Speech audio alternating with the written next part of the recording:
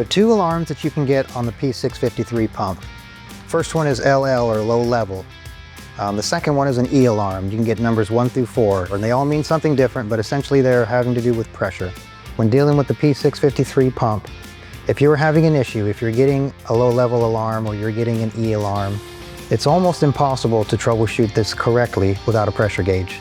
So if there isn't one on the system, make sure that you add one. It's a simple addition. You're coming out of the supply line here with a male run T and a pressure gauge, and then you just reattach your pressure relief assembly after that, and you're good to go.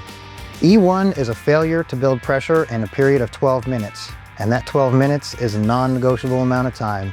That's internally programmed into this type of pump. You have a maximum pumping time of 12 minutes, so get her done in 12 minutes or less. E1 is failure to build pressure at the internal switch or internal transducer.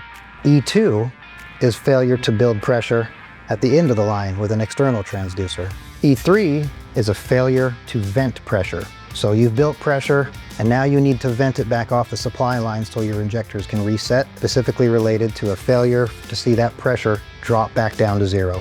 And E4 is failure to vent pressure at the end of the line. First one we're going to talk about today is the low level. When you have an issue with the pump and you need to add grease, you'll get a low level alarm like you see flashing on the screen there. That can be indicated in a PLC, or it can be sent to a control board or something to let you know that you need to come put grease in this thing. So the remedy for LL alarm is please fill your pump with grease up to the maximum line. A second set of alarms you can get are the E alarms, and those are all representative of pressure. A lot of times you'll get low level and an E alarm at the same time. So first, make sure that you get rid of the low level alarm. And then second, you're going to want to come right here and you disconnect your main supply line. Verify that grease is coming out of the pump. Once you have grease verified coming out of the pump, you're going to want to test this to make sure that it's building proper pressure.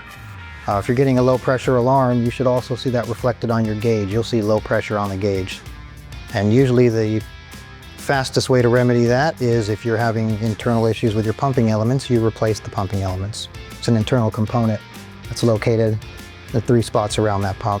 If you're having any issues outside of the pump, let's say the pump's functioning perfectly fine, it could be the supply line. Maybe the supply line is cut somewhere in the system and it's allowing grease to flow out and just on the floor or into a bottom bay on the machine. Obviously with a cut line, you won't be able to build any pressure either. The last part of that is you could have a communication issue. Maybe you're getting a false alarm from a wire being cut or something like that. Those are the 3 things that you really want to look out for.